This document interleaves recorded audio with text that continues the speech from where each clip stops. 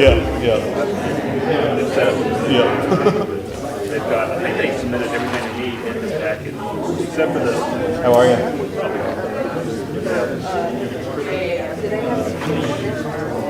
They did.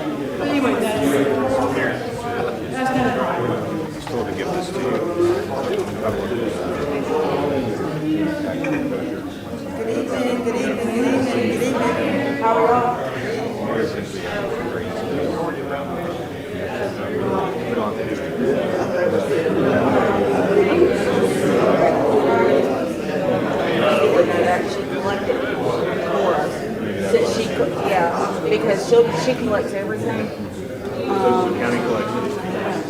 Yeah, so they bill and collect for us. But I could put that in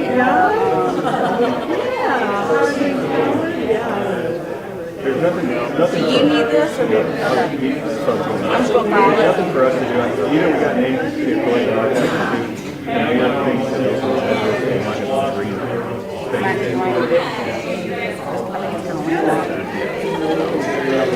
I will file this with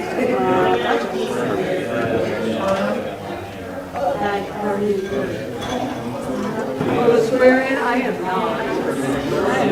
They didn't kick me out, and I was going to leave home and do the swearing. You have friends?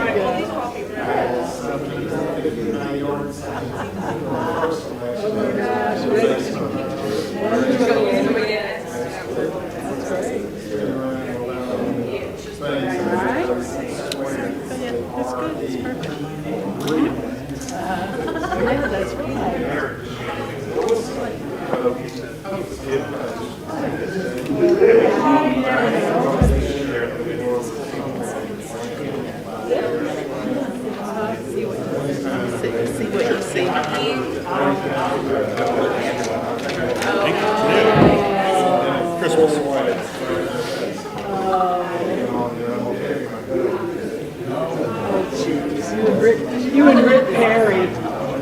right in front of your computer at this angle, right at the corner of the desk. Straight up. I can't see you there. You see your hands.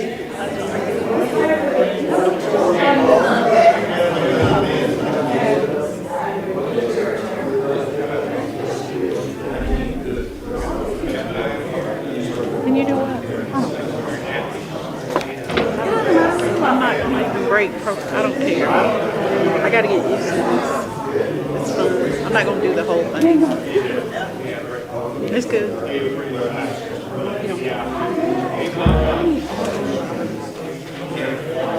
Carrie. Everybody? All of them.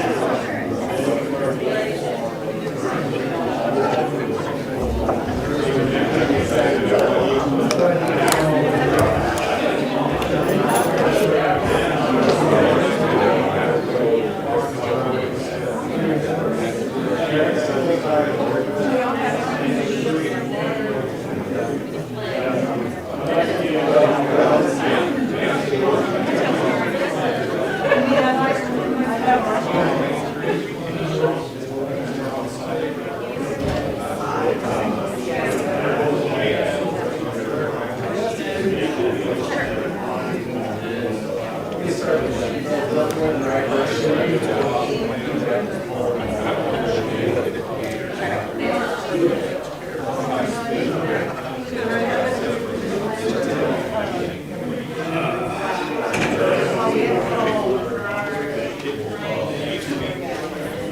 was just gonna come over and give you a New Year's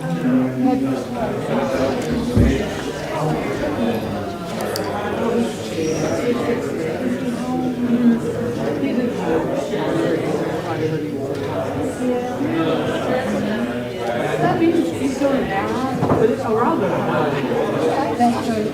Thank you.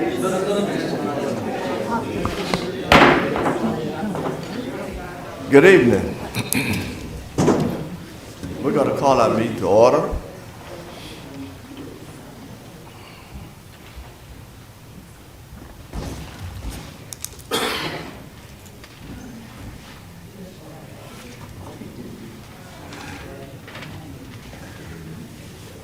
I'd like to welcome you to our first council meeting of the year. We say Happy New Year to all. We're glad you come. If you have cell phones, I would ask please if you would turn them off at this time. We will stand and have a pledge of allegiance by Councilmember Wagenhauser and prayer.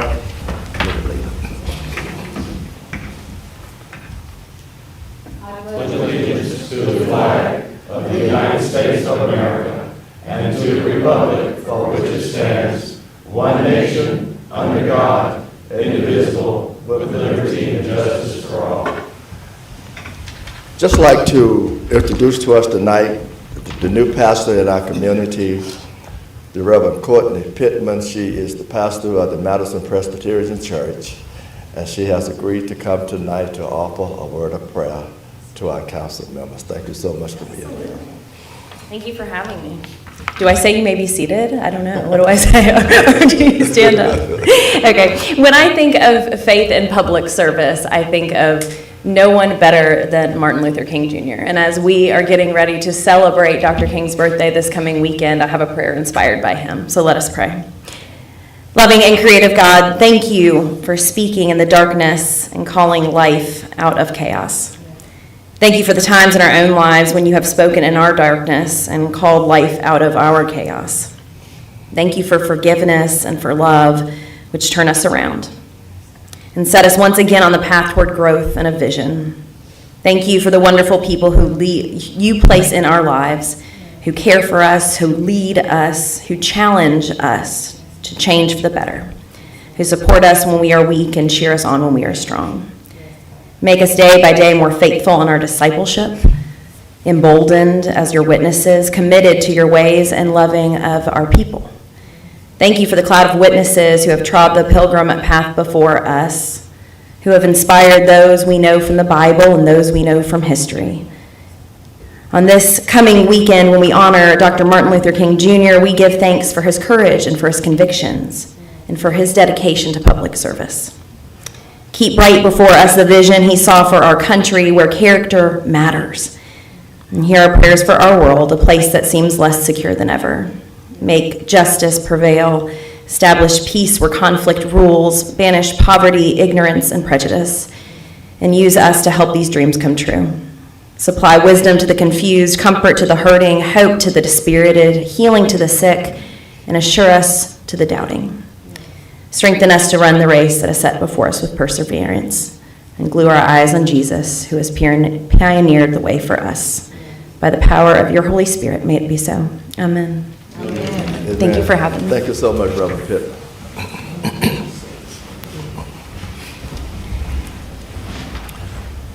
All our council members are present tonight. The work session for our call meeting and work session, the minutes will not be approved tonight. They were not quite ready. And at this time, before we have our swearing in, I'd like to take a moment tonight to introduce our new city clerk, Mrs. Deborah Gilbert. She began her service with the city of Madison on December the 4th, 2023, just over 1 month ago. Deborah comes to the city of Madison with over 20-plus years' experience in serving the public through relationship banking, staffing, HR management, and office administration. She prides herself on providing excellent customer service, as her passion is in serving others. Deborah has come to the city of Madison, and she has hit the ground running in serving our citizens, local business, and fellow employees. And you will always find her doing so with a beautiful smile on her face. We're excited to have Deborah contribute her skills and experience to the city of Madison, the greatest city in the state of Georgia.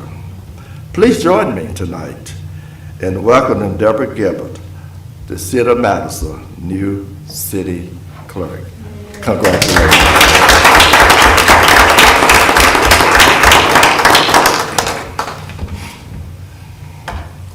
This time we have our swearing in.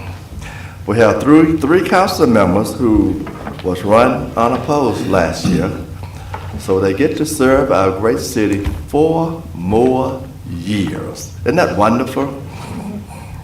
At this time, we will have the swearing in of Councilmember Carrie Peters Reed, Councilmember Councilmember Ed Latham, and Councilmember and Mayor Pro Tem Rick Blanton.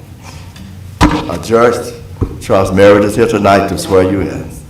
How do you want them to come down, Judge? Do you want them to stand here? I was going to say, if you'll just stand at your chair, but please do stand. You do not have to repeat after me, thank goodness. I am going to administer, because it's a long oath, I'm going to administer the oath corporately to each of y'all, to Carrie Peters Reed, to Rick Blanton, and to Ed Latham. And we will begin. And if you'll state your name, please, raise your right hands. I, Edward Latham. Rick Blanton. I, Carrie Peters Reed, do solemnly swear or affirm that I will, to the best of my ability, faithfully and impartially discharge the duties of the office of council member of the city of Madison, Georgia. That I will not knowingly permit my vote to be influenced by fear, favor, or ill will, affection, or reward, and I will act without regard to race, religion, political beliefs, or aspirations in all things pertaining to my office. That I will be governed by the public good and the interests of the city. That I will observe the provisions of the charter, ordinances, and regulations of the city of Madison. That I will support and defend the Constitution of the state of Georgia and the Constitution of the United States of America.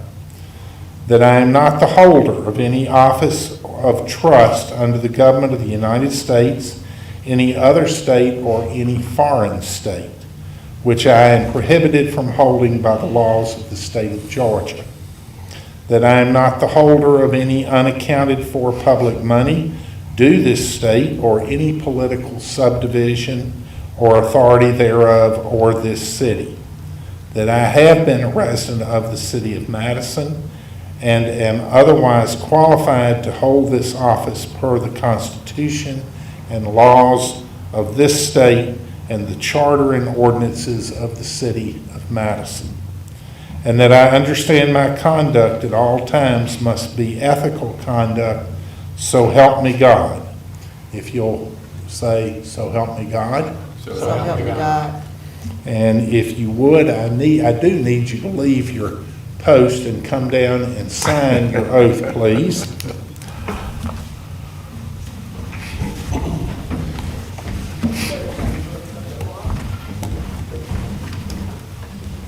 Carrie, if you would, Carrie, would you just read right there, please?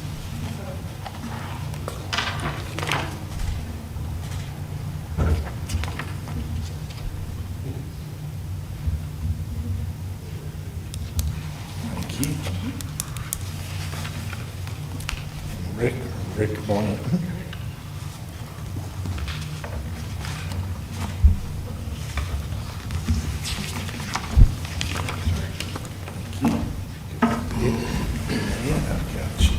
Ed Latham. Present here, please.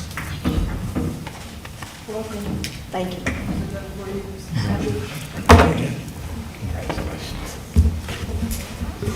This is completely different. Congratulations. Thank you.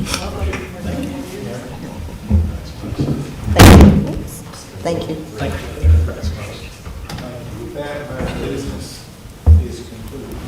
Yes, sir. Thank you, Judge. Thanks for coming by. You may be excused. Thank you.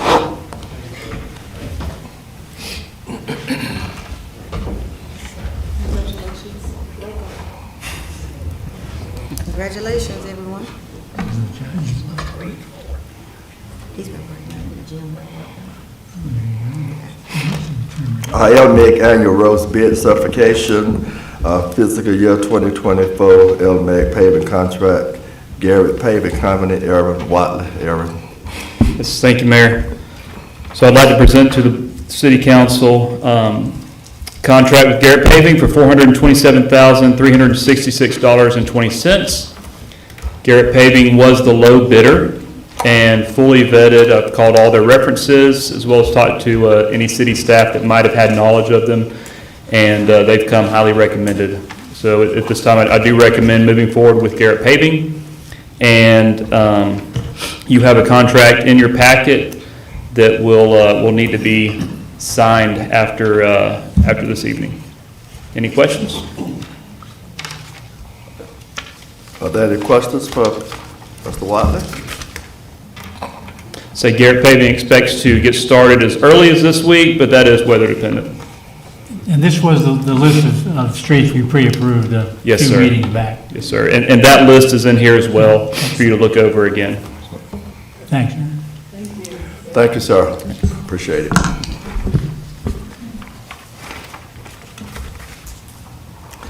Public hearing, Sandy Sanford is seeking an amendment to the Planned Residential Development District PRD for tax parcels M0. Vote on the contract. for Mr. Mayor, Garrett Paving. I move that we approve the 2024 LMIG paving contract with Garrett Paving. Are there any more discussion? All in favor, show of hands. Opposed is none. Vote unanimously. Thank you. Public hearings. Sandy Sanford is seeking an amendment to the Planned Residential Development District PRD for tax parcel M08B001-014 fronting Town Walk Circle and M08B020-033 fronting Town Walk Circle. Bryce.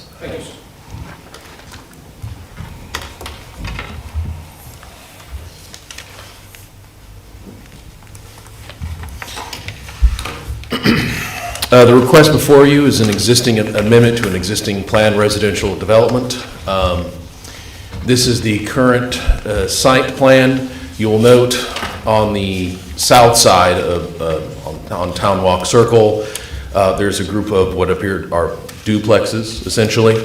The applicant is requesting to, and this is a little difficult for folks reading the back, but those and a few other units, basically to combine the buildings, keep roughly the same footprint, same architectural style, basically take out the dividing wall and make one housing unit out of that building instead of two.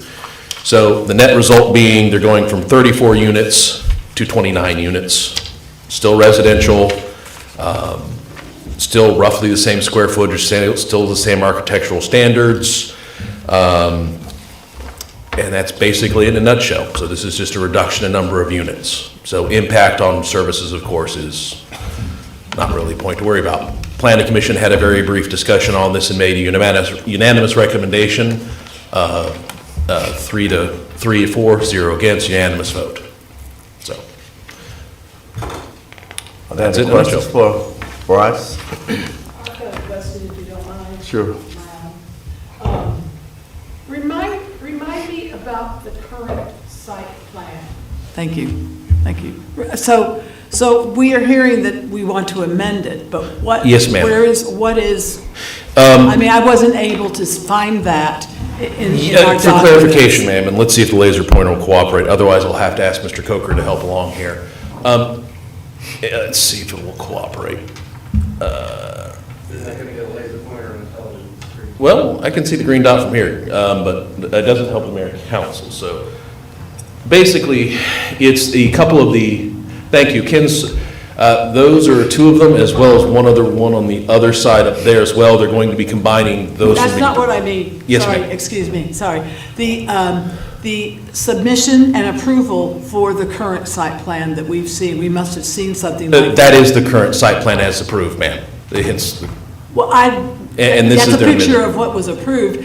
I'm trying to figure out, so when was the current site plan? And I'm not being contentious, I'm just trying to understand the entire history. So when was the current site plan submitted? The current site plan was in 2013 was the amendment for that. In 2006 was the initial creation of the I planning understand that development. that's in your document. So so the only plan we're working off of now is the plan from 2013? Yes, ma'am. Okay. Now, Which is did the Mr. image up here. I understand. Was that originally Mr. Sanford's site plan? I mean, was that his submission, or was it? He's been the created? property owner throughout the process for each application, ma'am. Okay, okay. Fine, and I'm guessing these are, and that's fine, and I think it's awesome that it's more housing than, It's less. and less than it's there, and that's fine. And I'm just trying to remind myself about the whole thing. And these are rentals, is that correct? That's irrelevant for purposes of the zoning. They're housing. They can be rented or sold. That's up to Mr. Sanford and how he decides to handle his approach to things. Okay. I was just, fine. Maybe after we vote, then I'll ask, is that okay? So it's not part of the vote. Thank you, Bryce, appreciate it. Sure. There anyone here, the public hearing is open. I think each side has about 15 minutes. Is there anyone here to speak for this amendment?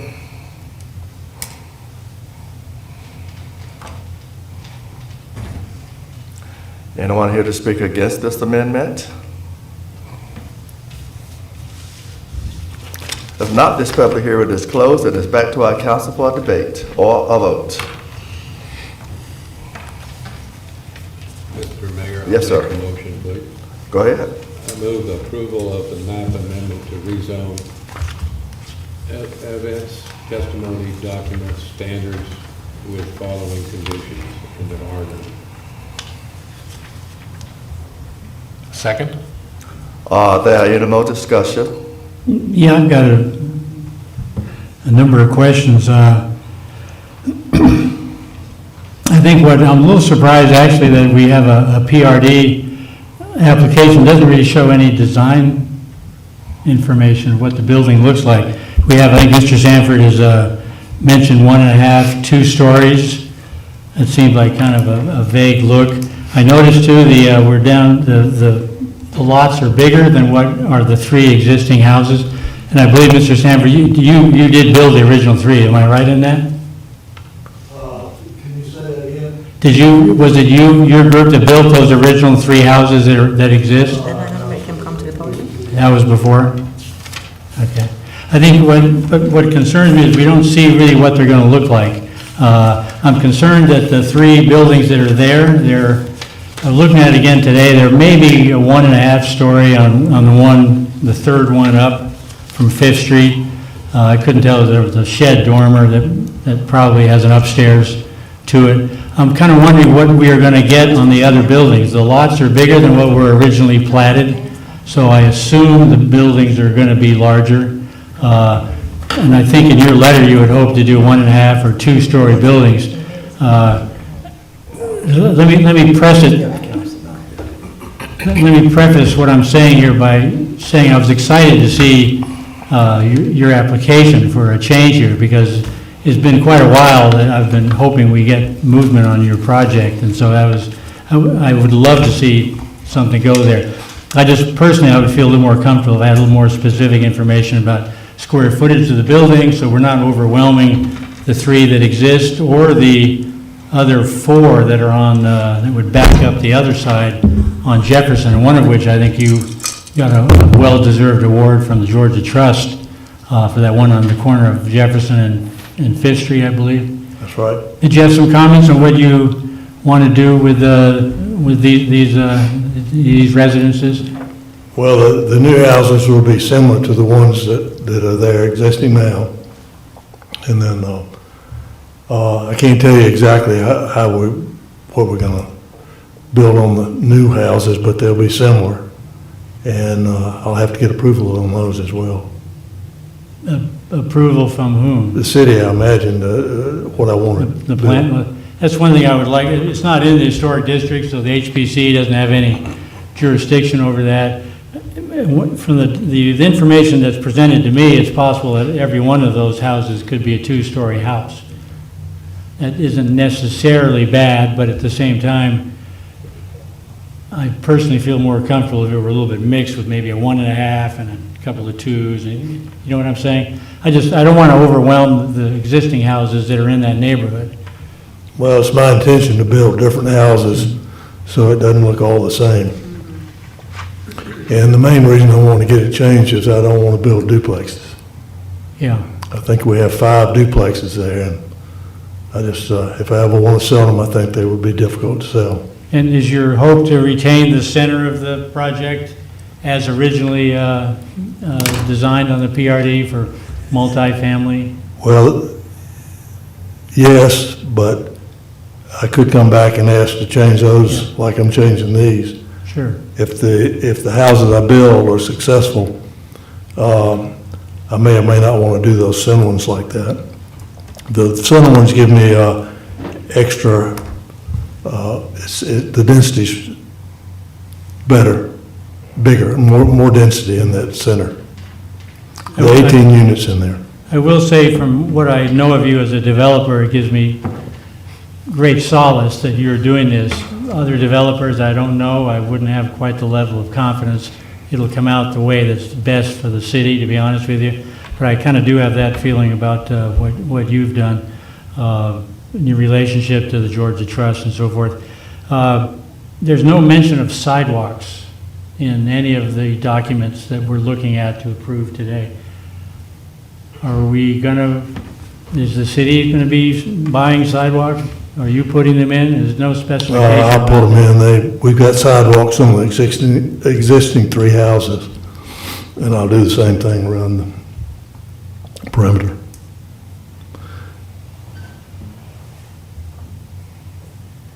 Okay, is everyone else, am I the only one that's a little uneasy about the lack of building designs? I mean, I'll give you an example where I live on Camden Lane. It started out as a PRD, and I believe only 4 houses were built by the original developer. So what was presented then didn't turn out to be the reality, because the next 14 houses or wherever they are were all done spec houses with different buildings, different specs. But that had the protection of being in the historic district, where they kind of oversee how things look. We don't really quite have that level of oversight in this project. But. Well, if I may, Mr. Mayor, I think what I was asking Bryce about the original site plan, that was kind of what I was driving at without being able to, without articulating it as well as you did. Again, I agree with you with Mr. Sanford, who, you know, does a great job, and we could, I'm sure with great confidence, you know, we'll see that it turns out very nicely. I'm wondering though, if we're still able to ask as a condition of granting the change or not, you know, to say, well, to have a chance to look at what the houses will look like as you progress, or agree that there will be sidewalks. I mean, I just kind of don't know without over legislating your progress. You know, I don't want to do that, but you know, how do we make sure that we're all happy with what that looks like? Mr. Mayor? Yes, sir. I think Bryce mentioned in his report, his staff report, that they will meet the same criteria in terms of the exterior. I don't know with what specificity that was in the original, but if these have to match that, except for the center wall, and instead of being a duplex or a single family home, then that gives me the comfort. But you may wish or not to speak to that. And then I think the sidewalks are required in anytime someone builds, and so when he gets a home complete, that'll go in front and tie in. Yeah. regardless of whatever they're putting in, they have to put the sidewalks in, so that's why that's not addressed in that, because it's like saying you have to get a building inspection before you get your house on. Mr. Sir, how long has that property been sitting there? Now that you decided to come back? About the same amount of time the liquor stores in front has been sitting there. And I just say that to say this, I'm glad that you're coming back to redevelop that property because it's going to make the area look so much better, making a difference in our community. And I'm just grateful that you decided to come back to continue what you started years ago. It's not my intention to build anything that's not fitting for and pleasing to the eye. I don't want to build anything that I'm not proud of. Right. Well, we know the work you've done in the past, and we trust you what you're going to do for us in the future. Super. Thank you. Any more Okay, questions? Any more questions? If not, I have a comment, Mr. Mayor. Sure. I just want to tell you thank you. It's been sitting for a while, but if we read the staff report, it actually says it's the current plan of mixed houses. So thank you for building in District 1. We have a number of houses that we built, so I look forward to what you're going to do there now. Thank you. Thank you. Thank you. Yes, sir. I agree entirely with Kerry and Rick and everybody else on here that what goes there is definitely going to enhance our city, and I respect the work that you have done. And Top through the light. I guess it's not. And I respect what you've done, and I have full confidence in you, and I agree with my fellow council people. Okay, thank you. Thank you. And I would add, Mr. Mayor, as you look at Mr. Sanford's site plan, he's got, on the road that's got the existing houses, there's 3 houses, two of which are single-family, and one is a cottage. And you can see right there, it's a smaller lot, and I assume cottage is going to be a smaller building. On the other side, 2 of the 5 are cottages, as opposed to the single-family. So that gives me some satisfaction that there will be kind of a mix of look as you go down the street, just simply in size alone. So. Thank you, Mr. Stafford. Thank you very much. Say something? Appreciate it. Yes, sir, I have 2 clarifications for the record. The first is subdivision plan review is what kicks in the missing pieces. And so this subdivision fell into that failure when the market collapsed and everything. And so at that time, the city manager was allowing sidewalks to be built as the houses were constructed. So the first round developer did the first 3 houses, the first 3 sidewalks. So the street components, infrastructure, are what will need to be completed by the developer before he can pull the 4th permit. Everything is triggered by the 4th permit. You can get up to 3 permits in any subdivision without completing infrastructure. The 4th permit requires you to complete the infrastructure. That's why it's sitting with only 3. For the entire project. That's correct. So he'll have to complete sidewalks. The road hasn't been topped. We'd have to check street lights and any other street level standards. But all those things are subdivision reg pieces that haven't been met yet, and we'll be going over those with Mr. Sanford as he pulls his 4th permit. The second thing was about design. Y'all talked a lot about that tonight. Bryce did correctly cover that it will be inside of existing footprints, and in terms of design, I don't have any strong concerns that the close to the existing, similar to the existing, that staff can review that and give that feedback. The one clarification I want to make is in the first round and in the second round of PRD reviews, 2-story were not permissible on the periphery. And so if you were holding them to the design standard that was previously referenced, 1-story and 1.5 stories are going to be possible, but the planning department would turn down 2-story because that is not what's in the previous review. Just to be clear, 2-story was in the center, 2-story on the periphery was not. But 1 story, 1.5 stories could. Now, I'm not saying y'all might not mix in some 2-story, but I'm just letting you know that if there's no design standards in the document tonight and you're referencing the previous design standards, it was capped at 1 story or 1.5 stories. And we've all learned our lessons with being loose. Thanks, Monica. Thank you, Monica. At this time, it's back to our council for a vote. It's probably not possible for what's listed here on the site plan as a cottage to be a 2-story cottage. right? I'm not sure. I mean, the footprint is quite a bit smaller. And that represents 1, 2, 3 of the 8 houses.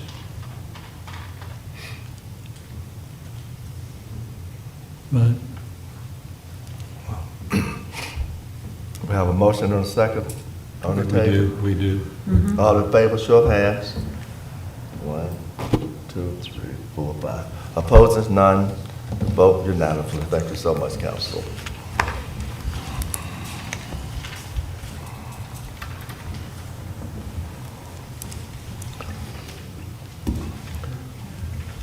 Legal matters, intergovernmental agreement, Board of Education, Downtown Development Authority, DDA, in the city of Madison, Lee Abney and Julie Spire, on behalf of Downtown Development Authority. I think we have the attachment in our package tonight.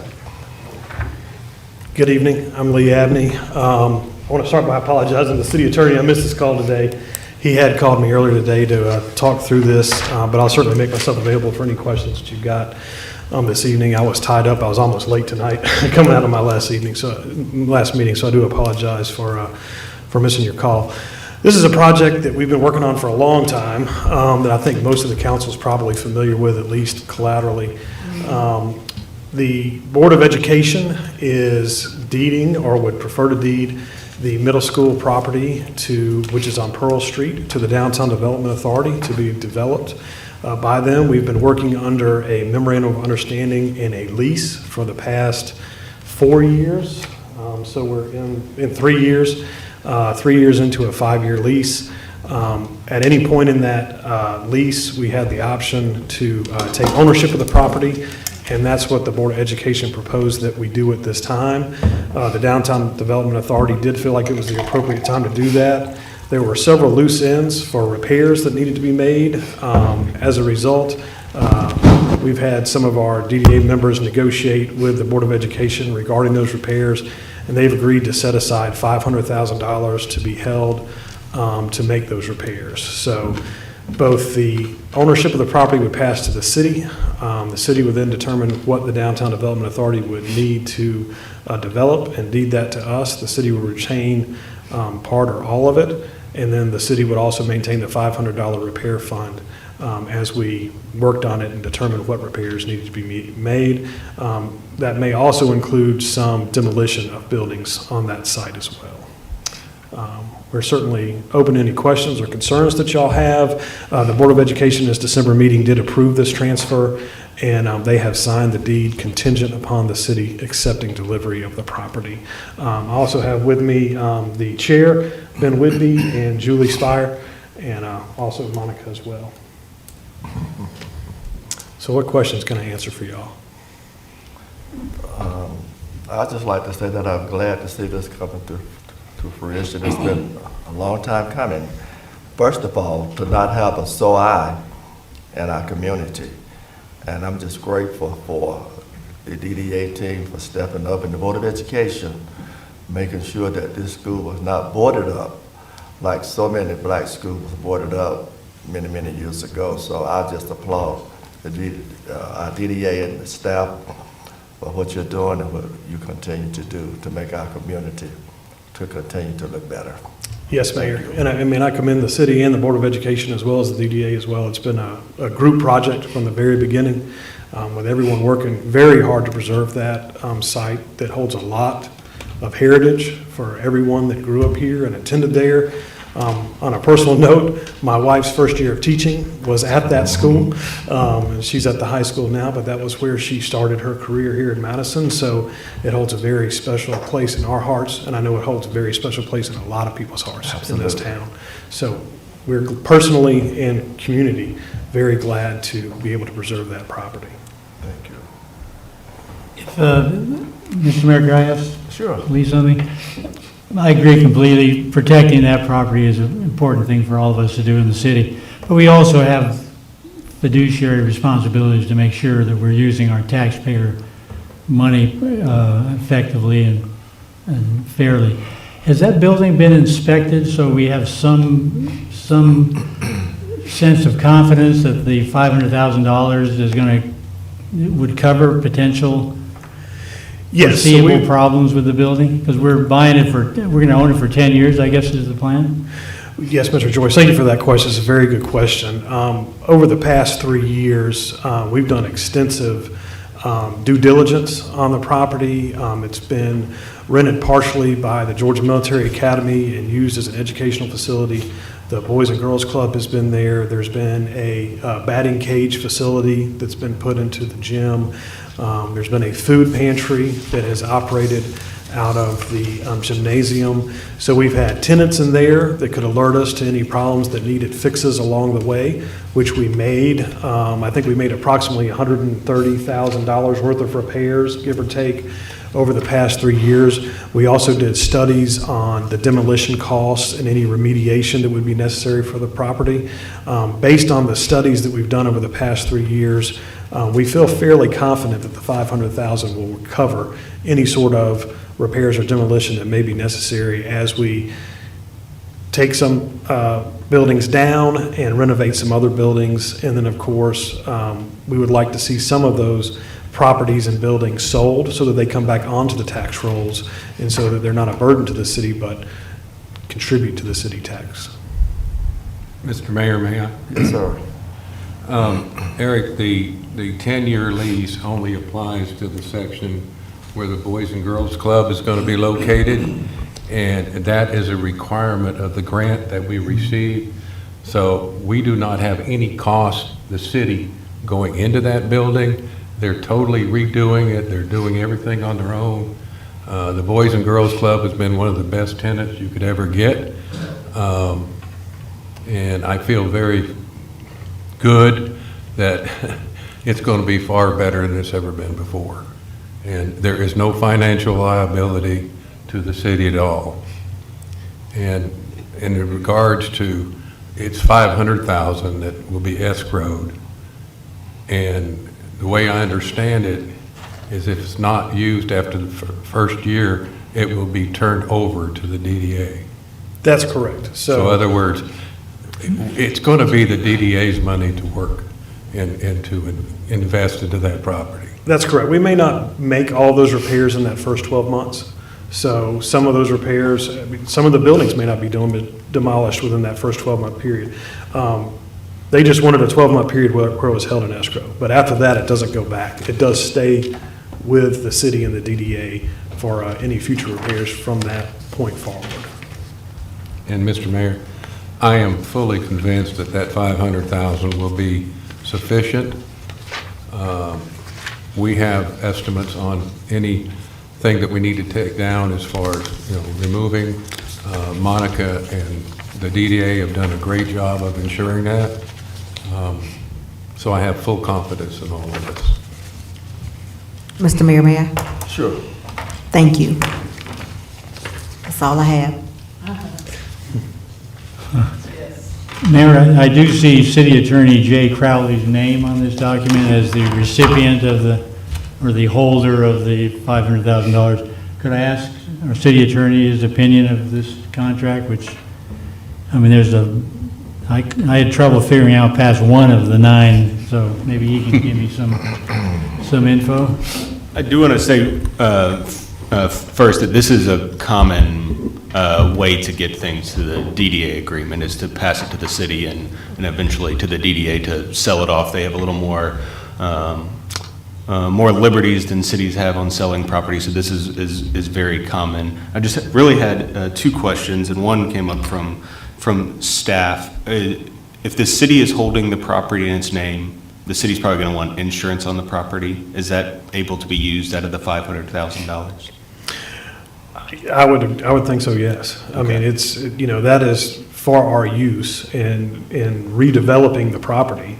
The insurance would be a necessary cost to that, so I would see no objection to doing that so that we can make this as cost-free as possible to the city. Okay. And Mr. Councilmember Latham said that only a portion has to be held for the grant money, correct? Just the, A portion of the property. Yeah. So, correct. So that would be the property that the Boys and Girls Club occupies. And so that's kind of on, well, and I hate to use phase one, phase two anymore because we kind of got away from the phases that we were going to take the property down and we're taking it all at once. But that would be just a portion of phase one of the property. The other phases, which would be kind of down to where the cafeteria, the food pantry is, those other properties could be redeveloped, sold to private individuals or developers to be sold. There's some lots that front on Pearl Street that could be sold for housing, those type things. So, and that's kind of why I think Councilman Latham was saying we're confident that the $500,000 will be more than enough to cover the repairs, because in addition to that, we will have the ability to move some of this other property that will produce income that will help redevelop the site as well. so is there any issue with the city transferring the remaining property to the DDA, within a short period of time if they decided? And will, of course, the DDA will always defer to the city on what they feel like is appropriate for us to take title to. But apart from the land that is currently held by the Boys and Girls Club, all of the rest of that property that has buildings, there's some that's vacant in the rear, there are lots that front on Pearl Street. Any of those that the city feels is appropriate to deed to us at any time, we'll be ready and willing to take it up and develop it on behalf of the city. Yes. Please. So, I'm sorry, Jay, you and I didn't get together today, too. I've been ill. I apologize for that. So one of the things when I was talking to the surveyor is we actually expected to have both transfers prepped at the same time so that the city would take acceptance and then the transfer immediately to the DDA. And then the thought was we'd go ahead and devise out and then do less than. But now what I'm hearing from the surveyor is his recommendation, and it was going to be on your February work session, is that the city transfer the full property to the DDA, and the DDA turns around and demises out the 2.5 acres that will have one building on it for the Boys and Girls Club, and turns around and transfers that back to the city. That'll make more sense. So actually, the property you're receiving from BOE tonight, in February, the DDA's request will be to transfer all of it to them, and then they'll transfer back just the Boys and Girls Club piece. But the way the surveyor was working, because it's in 6 pieces right now, it needs to be a consolidated survey and then demised out. And so that was, we were struggling with cross easements and cross access easement stuff, and he said that'll be cleaner. So I think that's where you'll see that headed. As far as the insurance for the part the city will own will devolve down to the Boys and Girls Club. They won't be paying rent, but they should be able to cover any insurance for the building that they're occupying. So we don't anticipate any money will come out of the repair fund because the tenancy should cover their own insurance purposes. So the other property will fall under DDA's umbrella, which always follows under the city's insurance umbrella anyway, and I send any property the DDA acquires a list to Karen, and it gets added to the city's insurance rolls. So, but most of that should be cleared or rolled off the rolls because the DDA has a $100,000 fire alarm they've got to replace, and the first thing they've got to do is devise property to be able to get there. So that's part of it. Does that help with the property transfer a little bit? It should go as a chunk, and then the part that the Boys and Girls Club grant obligation sits on will come back as a single tiny piece. It's an 8-acre tract, and the Boys and Girls Club piece will probably be 2 acres, give or take a little bit, with one building on it. With the new $3.5 million facility on it. Mr. Mayor, may I ask Monica? Trying to run away, yes, sir. I saw you trying to run. At least got the answer.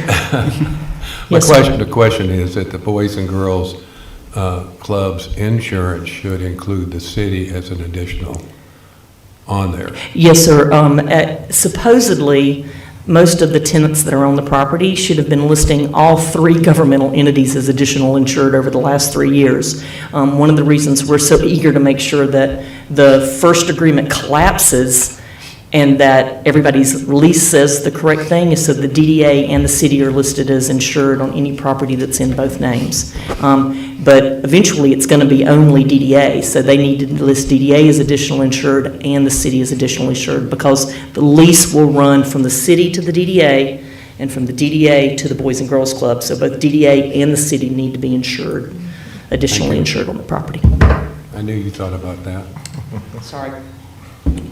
I'm probably getting too much in the weeds here, but is it possible that the $500,000 can also cover legal fees that I assume Attorney Crowley's law firms will be billing to the city for handling the escrow account? I mean, I don't know if I'm talking about hundreds or thousands of dollars, but would that be appropriate to come out of the $500,000 rather than have the city compensate that? I think the escrow agreement actually provides for that in there, that any cost of the escrow agent would come out of the escrow funds, and so I wouldn't see an objection to That's that. normal practice? Pretty standard. You know, anytime you're holding an escrow account, those fees would be the first thing to come out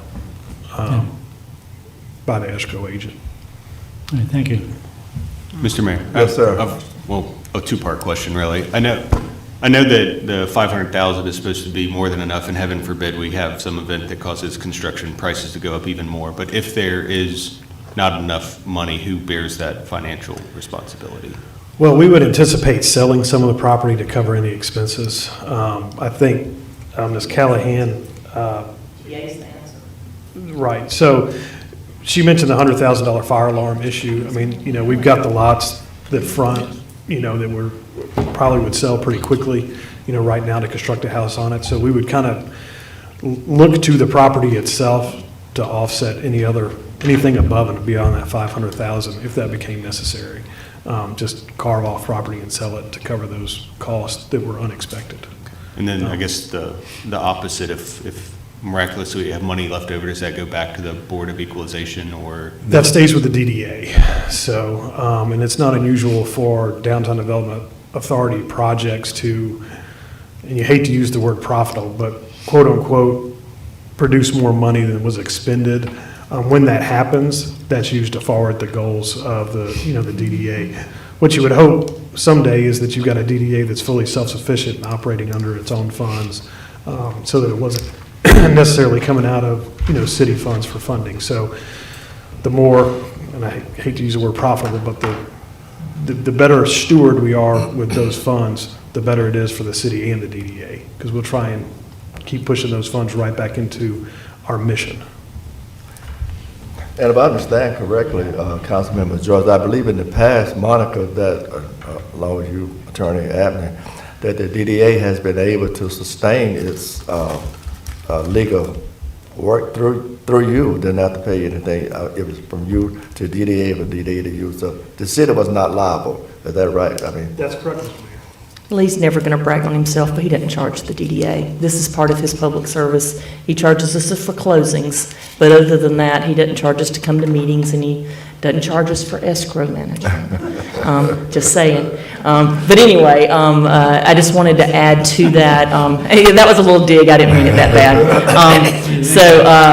Eric's just trying to dwindle away that money that we're going to try to use to make the property better. So I did want to say that the DDA does try to segregate, or doesn't try, the DDA pretty much segregates those funds, because we see ourselves, I hope I'm saying we in the Royal correct here, they have from the beginning saw this project as a fiduciary duty to the community, and they're not commingling it with their other funds. So it's not like they're trying to make a profit and improve another section of town or another area or another lot.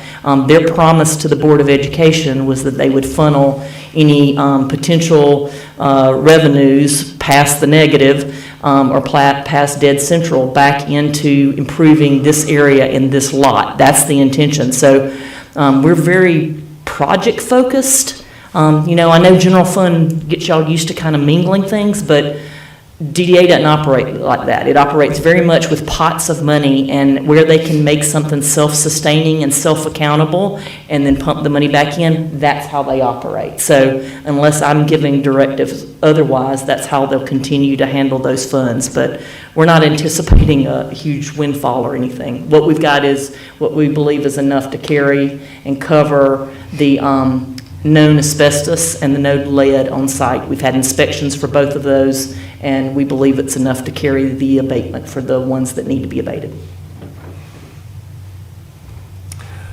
Thank you. Back to our council for a vote on the intergovernmental agreement between the Board of Education and Downtown Development Authority.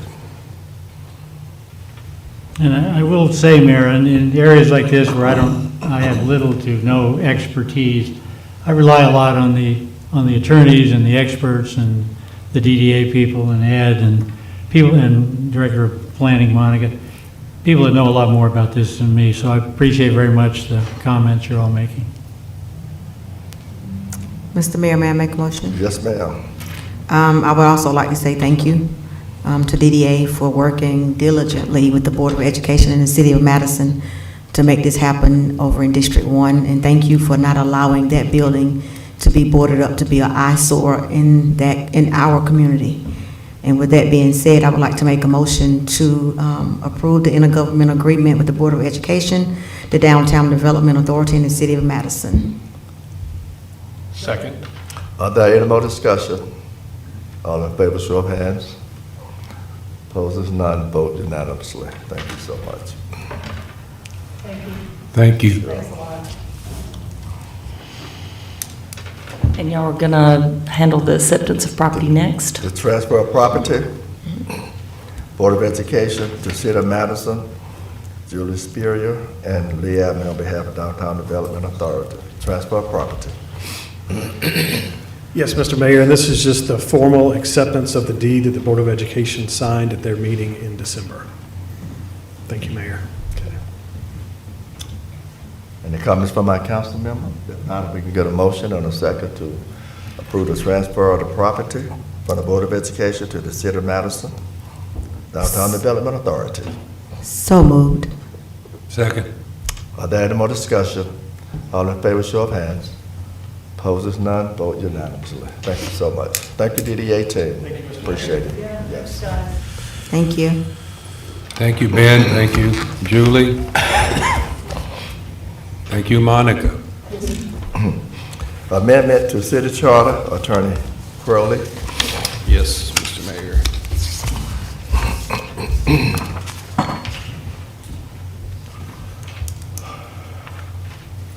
Good evening. It has come to my attention that there is at least two inconsistencies in the city charter, and I've been asked to kind of present these. There's really two ways to amend a city charter. One is via home rule, which allows you all to amend your own charter. The one way you can't do that is if you're changing the form of government, which sounds like a very broad term, but basically if you're changing how you all vote or how certain people get appointed, that is considered a change of government. It can only be done by local legislation through the General Assembly.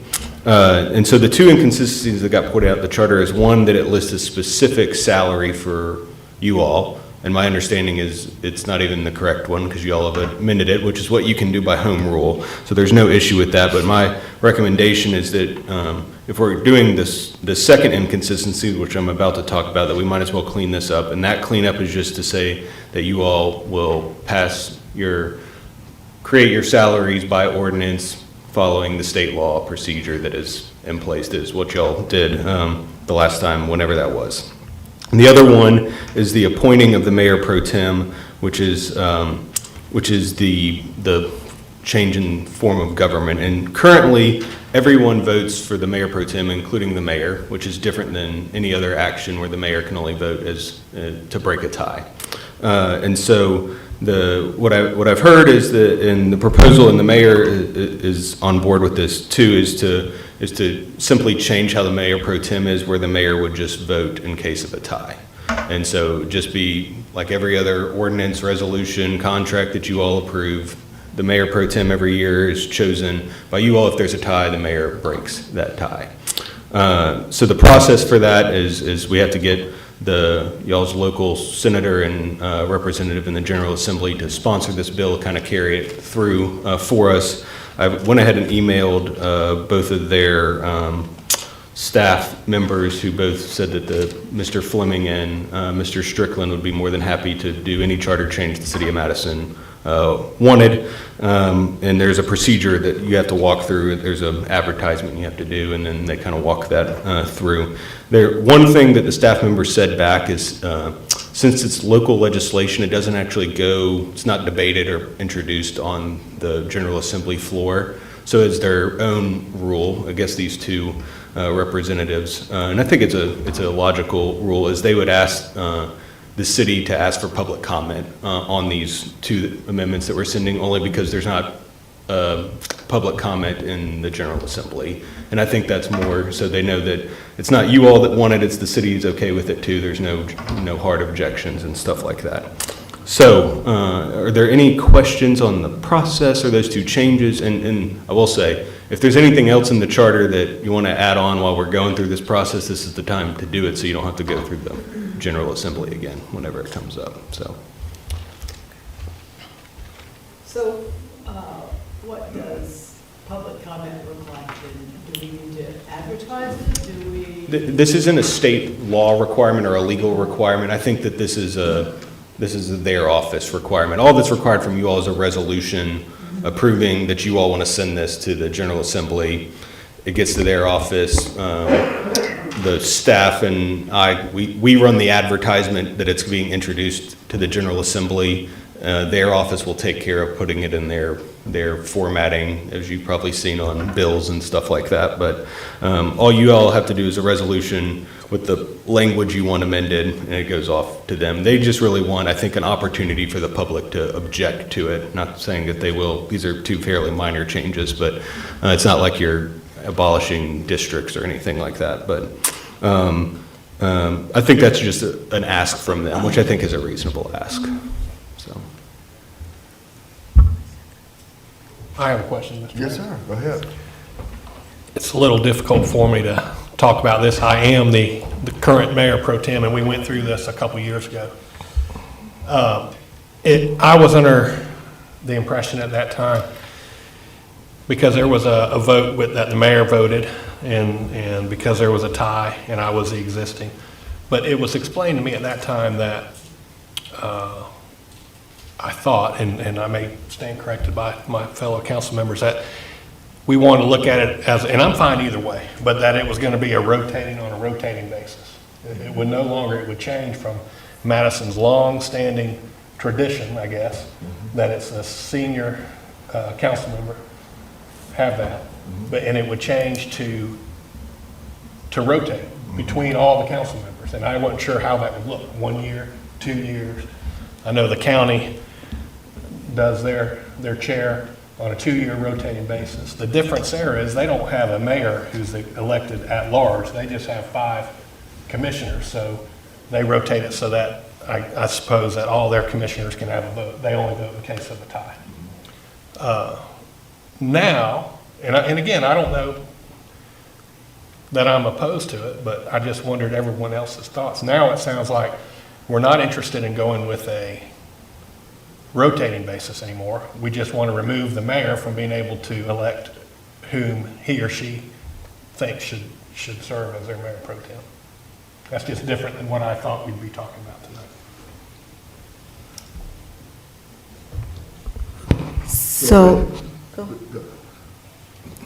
So you were saying senior, Rick, but was senior actually in the ordinance in the first place? No. It was just a long-standing tradition, but I'm just saying that's the way it had been. And when we talked about it 2 years ago, I thought that y'all wanted to get away from that and go to a rotating, which I don't even know how that, like I say, if I misremembered that, then I did, but I remember the conversation. It was fine, we got through it, but it was a little uncomfortable, but it became a 3-3 vote. And this isn't me trying to hang on to being the mayor pro tem. Did anyone else remember the we said rotating? Go from a, okay. So if I may, and I'm right with you, I don't know, but perhaps we can make this change for voting, but also then incorporate or establish a new long-term tradition, hopefully, of rotating, and yet we still, vote, have that vote in case of whatever. Let's say, just in order to, someone would have to be voted on anyway, even if it's rotating. Otherwise, who I think that's easier, and we're all in agreement, we're rotating, if that's what we're gonna do, and then we vote and agree, yes, we're in rotate, it's your rotation, you step up, we all agree, as opposed to then, who, are we saying somebody has to appoint the person who's rotating in, or do you see, and then that could get a little tricky. I agree. So this may be cleaner with the understanding that we're also doing it on a rotation basis. But but you're right, Rick, I heard the same thing you did about the rotating. Yeah. Mr. Mayor, may I? Yes, sir. The way the county is set up, it's an automatic rotation every 2 years. And so they just have it, who's going to be this year, it's in sequence, so it's established, and that seems the fairest way to me. I think a lot of people were in favor of rotating. I really don't want to be mayor pro tem,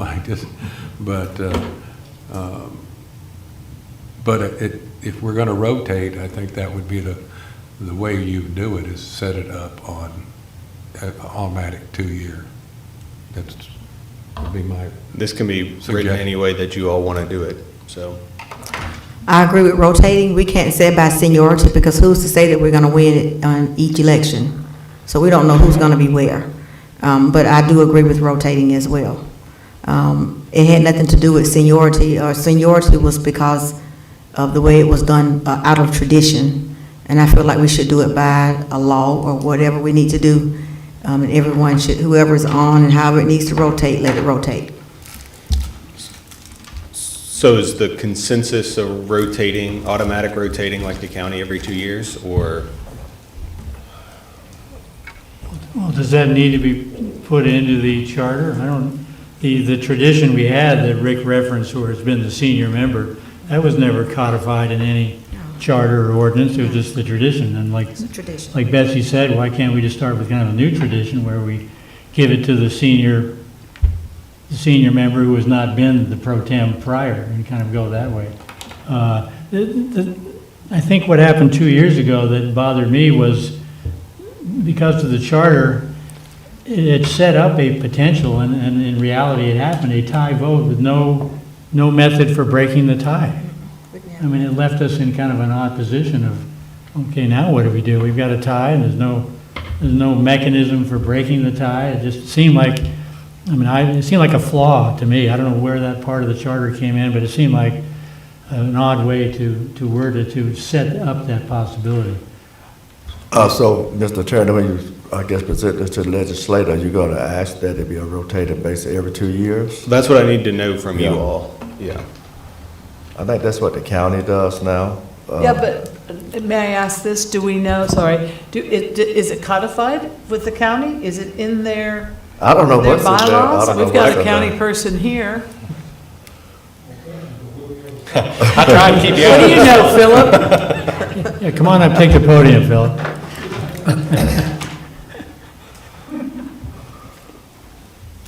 I put you to work. Did you like that rotating That's what you get idea? for showing up. I get it. Well, you won't come next time, no. No, I know, right? What we do right there is, it's the person that's been there the longest, basically, right there. He became chairman right there, and then we just, when new people come on board right there, one of them is the next in line, and then there's going to be a vice chairman, and he's going to be next in line with that. There's really no mechanism, we change every 2 years, and it just rotates, basically, All this got its pros and cons, by the time you figure this whole system out and become chairman, you're 2 years up, and then you have the next person on there. That's right. And he basically starts off not knowing anything, so currently we have the county manager sitting next to him, so he can explain to him what's going on, Yeah. So there's pros and cons to all this, You just have to weigh out what's good for you, what works for you. And I will say too, your chairman he acts like Mayor Perriman. There's a lot of responsibility in running the meetings. The Mayor Pro Tem, maybe one meeting a year does he ever take over and do that. So it's a lot different. But you don't really have anything written, and it's the senior most commissioner who hasn't been the chairman before. Is that kind of how that works? I don't even know if there are any bylaws or not. You know, when we got on there, you know, at the time, you know, there was, you know, back then it was Andy Ansley and Ron Milton, you know, and then Donald Harris. You know, they've been on there for quite some time.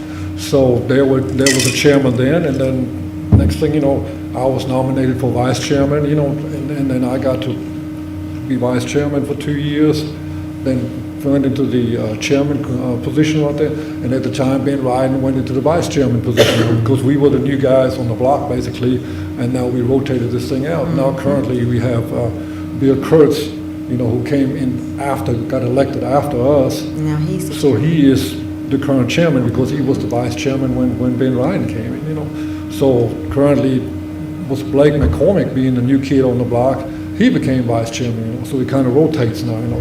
So now, once Blake becomes chairman, then it's probably going to go back to Donald Harris, you know. Right. So it just kind of rotates, and again, you know, it's got its pros and cons. You got to figure out what works for you. So this, apparently it works for us pretty good, you know. Thank you. You got any other questions? Thank you so much. You did fine, you did good.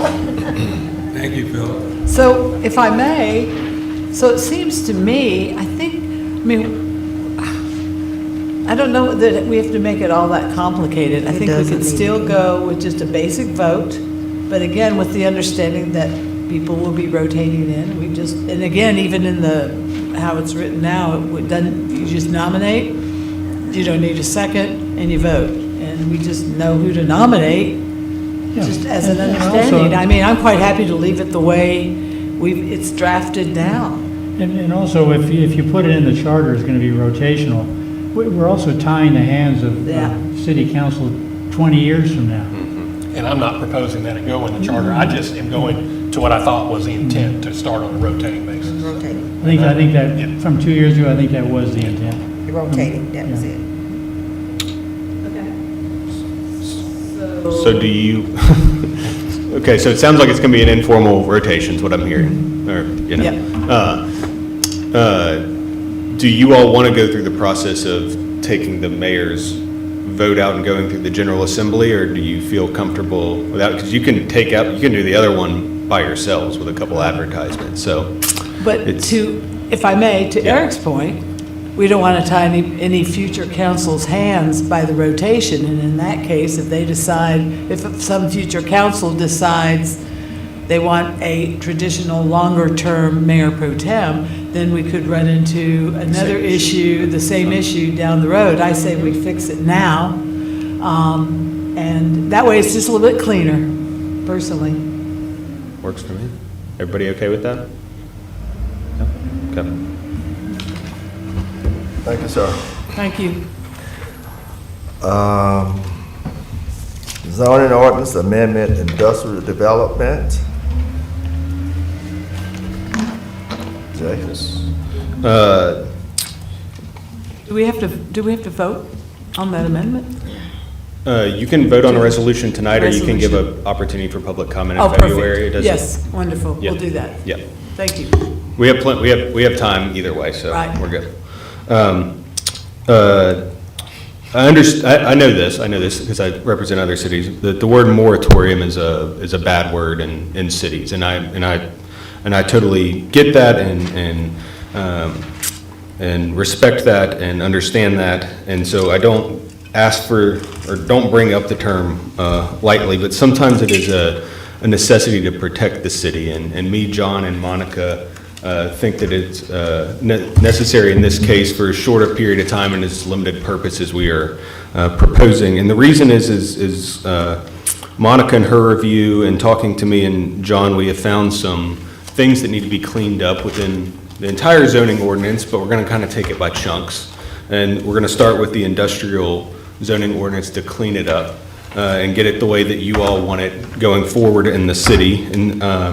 And to do that, we need to go through the public hearing process through the Planning Commission and the mayor and the council, and there's going to be a lot of discussions. And the moratorium is to protect the city from a developer or anyone else from running in and getting grandfathered in. Because as soon as they put in their application for rezoning, they're getting grandfathered in under the old ordinance, even though you're talking about doing an overhaul on that section. So it is just a protection for the city to get this section of the ordinance where they want it, and then applications can come in after. So what the moratorium that is in your packet is asking for is for the city to not accept any request or applications of any zoning action, including rezoning, conditional uses, and variances for just I-1 and I-2 zoning classes. So everything else in town, they can do for. And the other thing I recommend to all cities is that we try to do it in the shortest period of time we think we can accomplish getting through that process, which after talking to Monica and John is somewhere between 3 or 4 months. Because you got to advertise, go to planning commission, come to you all. There may be discussions along the way, tablings along the way. So I put the placeholder time frame of May 8, 2024, which is exactly 4 months from today. And it also goes away if you all pass a new zoning ordinance related to those 2 properties beforehand. So if you do it in 3 months, they can come in the next day and put in their application. You don't have to wait another month. So I know moratoriums are like I said, a bad word. So are there any questions, concerns on this issue? And I will say, I recall the county did something similar within the past year regarding zoning changes. And I think they added in a geographic area related to the Rivian project, I believe, where they, forget how long they did it, but they put a moratorium on any zoning change applications surrounding that area. So it's not unheard of.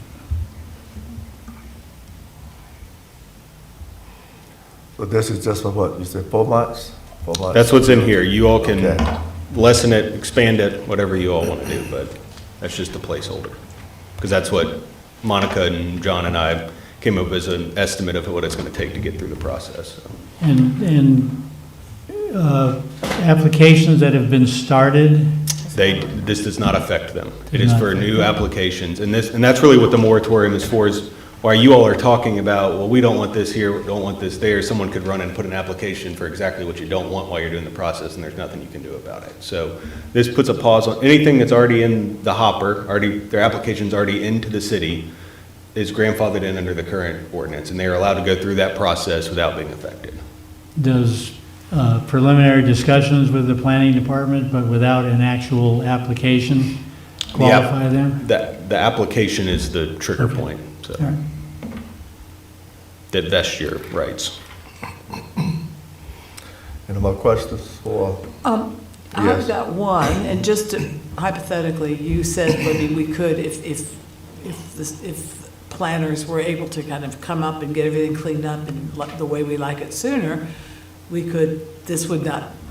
There's the last line of kind of that first page is a provision that when you all adopt a new zoning ordinance change related to I-1, I-2, this automatically goes away. Right. And just in the event there was some delay for some reason, could we extend this very easily? You can, by just a meeting before it expires, extending it. Again, I would recommend for as little time as possible. So, yeah, sure. Yeah.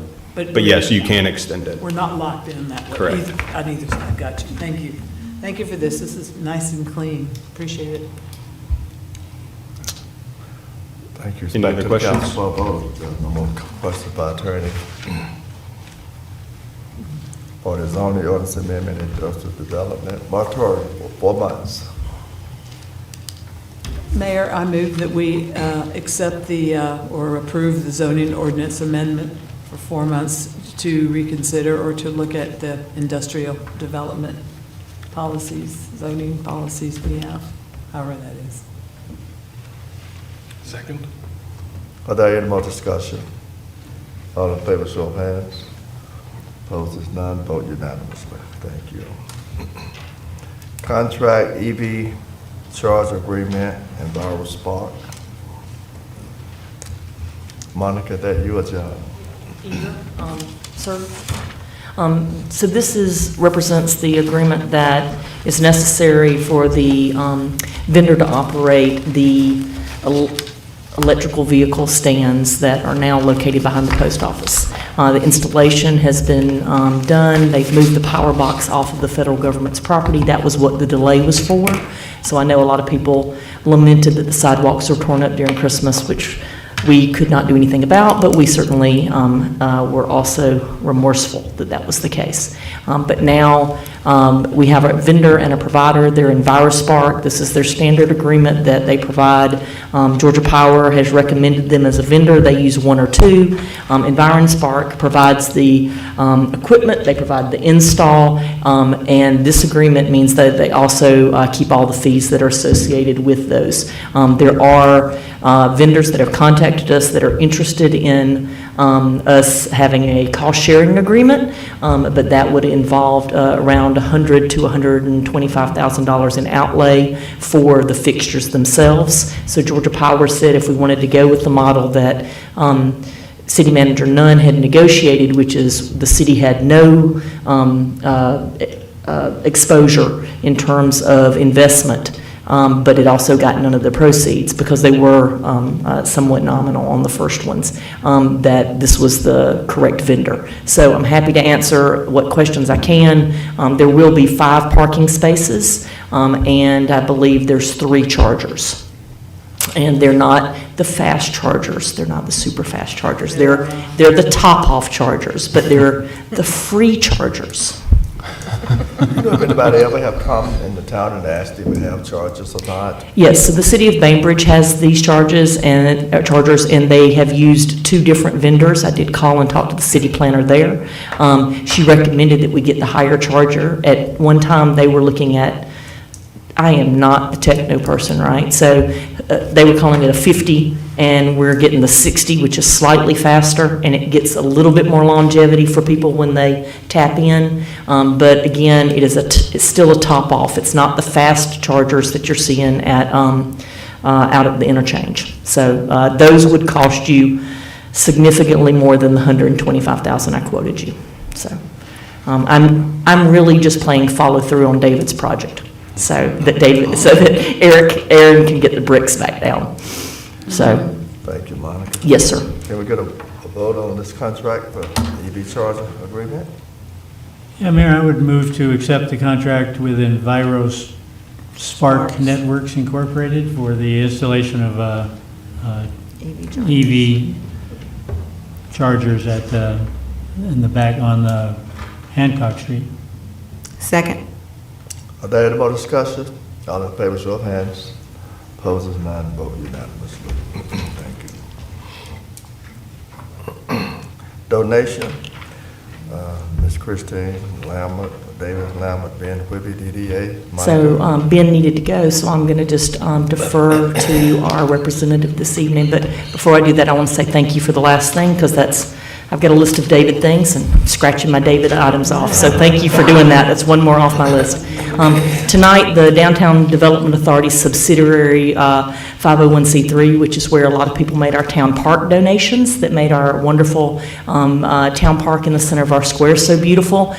Some of those directions get gifted specifically through one of our local nonprofits and then to the city. And so tonight, I'm here for the Downtown Development Authority because that has happened again, and those funds will be transferred to the city, but we'd like the person to make that announcement to be Councilmember Eric Joyce because of the purpose of these funds. Councilmember Joyce, please. Well, thank you, Monica. It really gives me great personal pleasure to announce this, both as a friend of the donor and as someone that we all know has done so many wonderful things for our community here in Madison.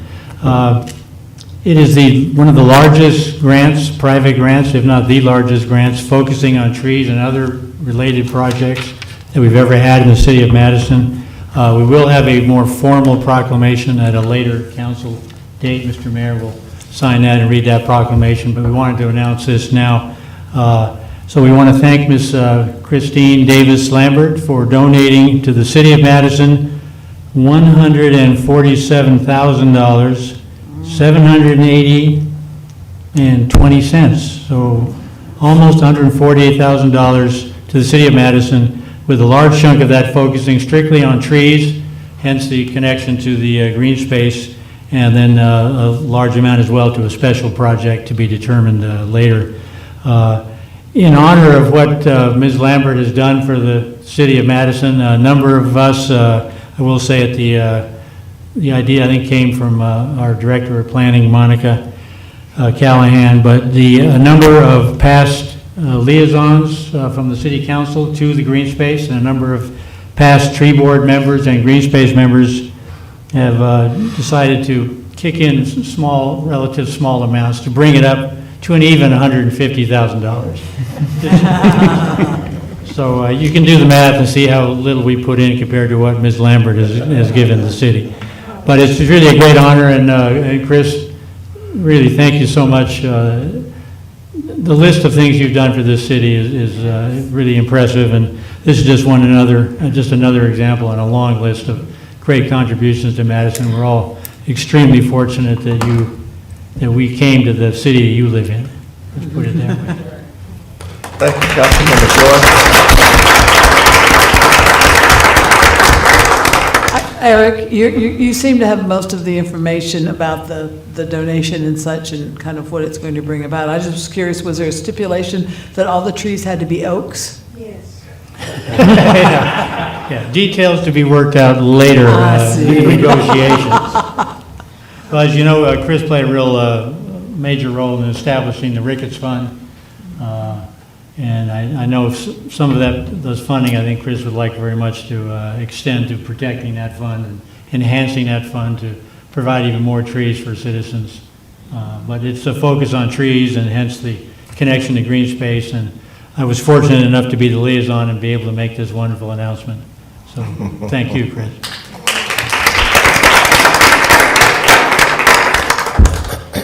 I just want to briefly add, we'll be rolling out the programs at the February meeting, which is when we have our Arbor Day announcement. And so we're going to hide those tree details until February and get to talk about what great things we're going to do with the Lambert legacy. So thank y'all very much. All right, wonderful. And you know, since Ms. Lambert is here, she's such a city servant. We thank you. I think it'd be just stand and say hello to us, Ms. Lambert. Please, yes.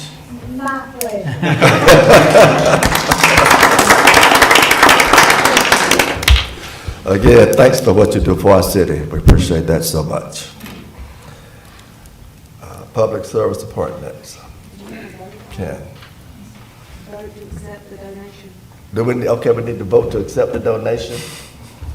I don't know if we're going to do that. So we get a motion. Well, you on can the vote second. against it. I move that we Okay. accept the Christine Davis Lambert donation dedicated to green space and trees. Second. Are there any more discussion? All in favor, show of hands. Opposers, none, vote unanimously. Thank you. Public service appointments, Ken? Yes, sir. So December and January is when your regulatory boards terms end and need to be replaced or reappointed. We also have one unexpired term from the Sanitary Stewardship Commission. So as we go down, as you know, when we have more applicants than seats available, we have a process of doing that. And since it was Deborah's first meeting, I said that I would run through it so she could watch how it's done, and then I don't have to do it anymore. And this is assuming I paid attention when Ashley was doing it, so hopefully it'll turn out. So the very first one is Cemetery Stewardship Commission. You have one unexpired term and two applicants, Pamela King and Rebecca Riccozzi. So I will go through the list of council members, and you will have one vote to choose who you would like. You're basically creating a slate, in this case a slate of one. But before I start on that, I'd like to give the liaison to the Cemetery Commission opportunity to speak to this, or any other council members before we start in voting. Thank you, Ken. Yeah, we're lucky to have two good candidates here. I'm personally acquainted with Pam King, and she's very interested in serving her community. And I know Rebecca Riccozzi, I believe she was on our Public Arts. Public Arts Yep. Commission for quite a while, so she's already served as well. I have no strong recommendation, one over the other. I think both would be great. Did you want me to do my vote at this point? Unless anyone else would like to add any information. Then we'll start with you. Okay. My vote will be for Pam King. All right. Peter Schreed, Pam King. Mr. Blanton, Pam King? Mr. Latham, Pam King. Ms. Wagenhauser. Can we do write-in votes? No, I'm sorry. Pam King. Okay. Thank So you have a slate of one, so someone needs to make a motion to appoint Pam King to the Cemetery Stewardship Commission for I an move to- unexpired term. I move to appoint Pamela King to the cemetery board, and for a term of how long did you say? It will end 26. in 2026, in June. Until the ending in 2026, two-year term. Thank you. Second. Any more discussion? All in favor, show of hands. Opposed is none, vote unanimously. All right, next is the Corridor Commission. We don't need to create a slate. We have 4 full terms available and 3 applicants. All 3 applicants are currently serving and are seeking reappointment. And I don't know if you're the liaison, Rick, I don't know if you want to recommend or say stay away from any of these people? No, not at all. Okay. That's easy when that happens, but Yeah. I would recommend that and thank the folks for serving, those willing to do so again. Well, then I think you're right for a motion for the appointment of these 3 individuals. So move. Second. There any more discussion? All in favor, show of hands. Opposed is none, vote unanimously. Okay, next up is the Historic Preservation Commission. I've let all of you know earlier, but this is for the public benefit.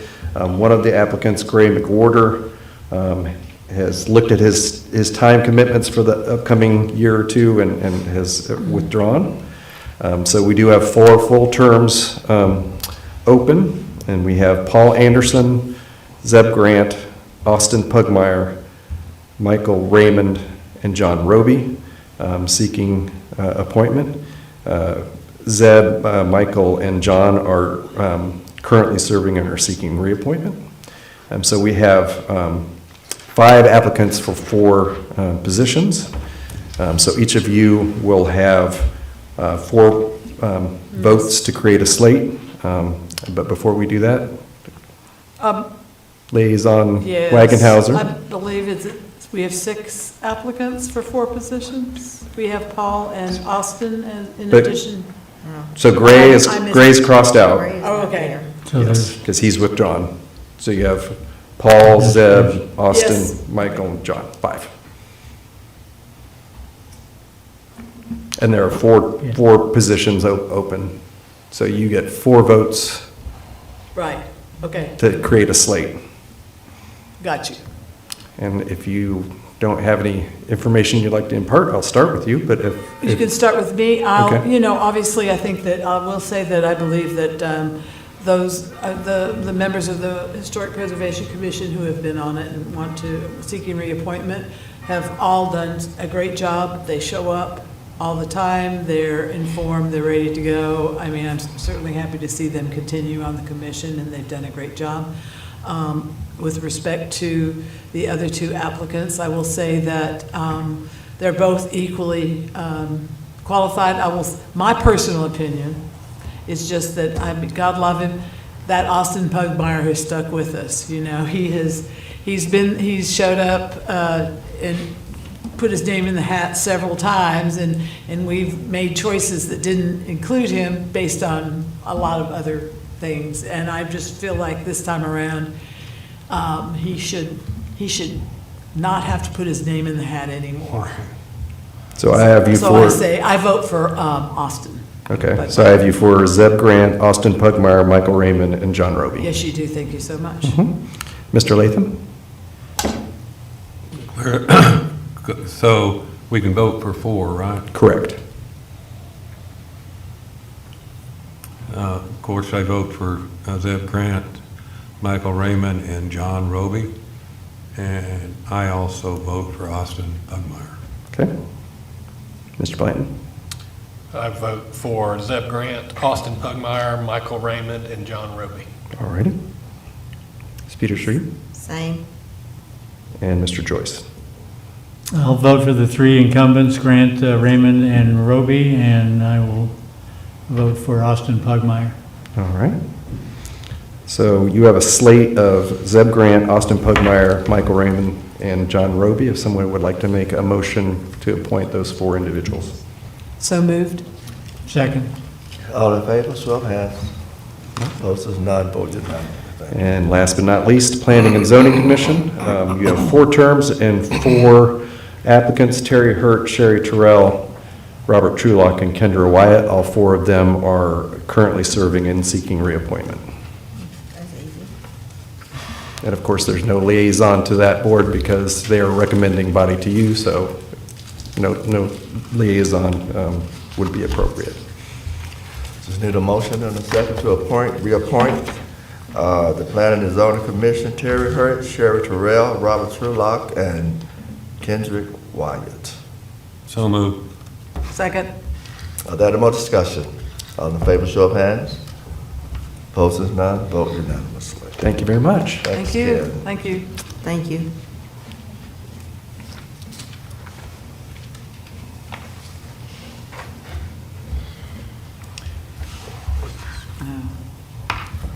Are there any public comments tonight? Comments from the public? Anything from our council members tonight? Anything about Cities United? I think, do we have a work session before that? I think our work session is when we get back, February 2nd, yeah. Yeah, when we get back. Do all our council members plan to go to City United? I will be there in class. Yeah. See you there. You won't be gone, Rick, you won't be gone, okay. Mr. Mayor, would it be appropriate to ask City Manager Clem, whether who hasn't sent a darn thing all night, whether he has a brief comment? In general. Happy New Year. We waited for that. No more comments, this meeting is adjourned. Thank you so much for coming Thank you. tonight. We have executive